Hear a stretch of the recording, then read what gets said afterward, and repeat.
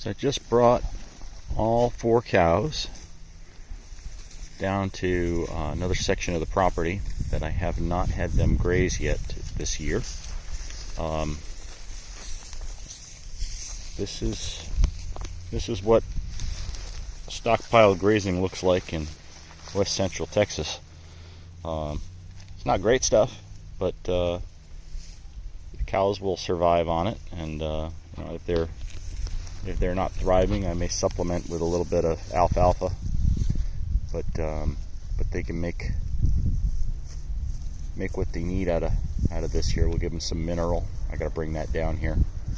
It's up in the other pasture where they were at, so they'll have access to mineral to go along with this very dry material. But there's quite a bit of it here. All this stuff here, all different kinds of grasses, native grasses. There's different varieties. You can see we got some fine stuff here, some coarser stuff over there. Over the other side of the wire right there, you can see the taller stuff. That's Johnson grass, and it is kind of dried up now, so it's well past being a problem with prussic acid. So I'm not afraid to let them into that, but gonna let them eat some of this stuff here, and we're gonna try to move through it so we don't make the soil all bare, because this is covering the soil well. But we need to keep the soil covered up so it doesn't get any hotter than it needs to be. And when we get some rain, then this should bounce back. And we got to be closer to rain now than we were yesterday. So that's just the way things work around here, in the middle of a drought. But they are happily grazing on this here. The calf and mama are right here in the frame. They haven't hardly given each other a second look. They've been apart for a little over 3 weeks now. Separated them on August 9th. It's getting closer to a month now, actually. It's what is this? This is Labor Day, which I think is the 4th, if I'm remembering right, of September. So almost a month.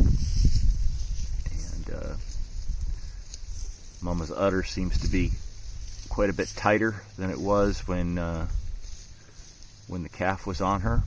So I'm still happy with this cow. We got to get her bred still. But the fact that she can be sitting here at 14 years old and have such a good looking udder, and have had produced calves every year of her life, we should be able to get this done and keep her going for a few more years. And the fact that she's got such a good udder is a good indication that her progeny should be equally good cows.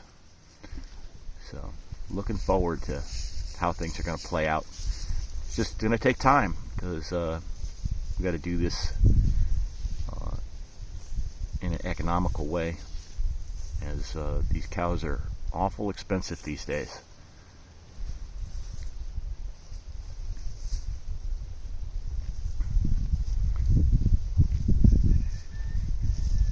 But she's happy to be back with the rest of the herd here, and on some better pasture. I had them on the steers in a permanent paddock that they really did a number on, which is fine, because that's why it's there. It's there as a sacrificial place. And Mama I had on another piece of property, or another paddock that I'd made temporarily outside of the permanent paddock, so she could be across the fence from her son. And it seemed to work quite well. But yeah, they're not paying attention to each other right now, so I think we've done a good job of getting this little guy weaned. And next step is to get back with the vet about getting AI done on the cow. So that's it for today. Hope y'all have a good Labor Day.